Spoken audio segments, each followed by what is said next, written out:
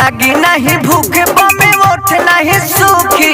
पिलो कांवरिया बाबा के होवे बूटी, पिलो कांवरिया बाबा के होवे बूटी, पिलो कांवरिया बाबा के होवे बूटी। थाकी नहीं मन ताहर सास नहीं टूटी, पिलो कांवरिया बाबा के होवे बूटी, पिलो कांवरिया बाबा के होवे बूटी, पिलो कांवरिया बाबा के होवे बूटी, पिलो कांवरिया बाबा के होवे बूटी।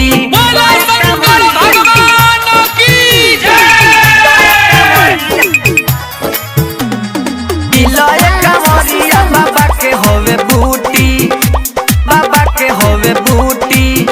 हाँ भोला जी के नाम के उठाई लो तू कांवर, थाकी नहीं गोड़ ताहर घोटी नहीं पावड़, घोटी नहीं पावड़, घोटी नहीं पावड़। भोले जी के नाम के उठाई लो तू कांवर, थाकी नहीं गोड़ ताहर घोटी नहीं पावड़। बोले बमे बोले सब के संगे झूठी, पिलो कांवरिया बाबा के होवे बूटी, पिलो कांवरिया बाबा के होवे बूटी, पिलो कांवरिया बाबा के होवे बूटी, पिलो कांवरिया बाबा के होवे बूटी।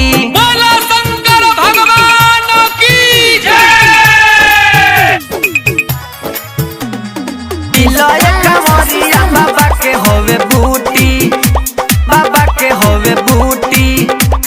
रख दी है भोला जी माथावा पे हाथ हो, थोड़े दूर बावे बाबा बस की नाथ हो, थोड़े दूर बावे बाबा बस की नाथ हो। रख दी है भोला जी माथावा पे हाथ हो, थोड़े दूर बाड़े बाबा बस की नाथ हो। अमित अकेला गुड्डू साथ नहीं छूटी, पिलो कांवरिया बाबा के होवे बूटी, पिलो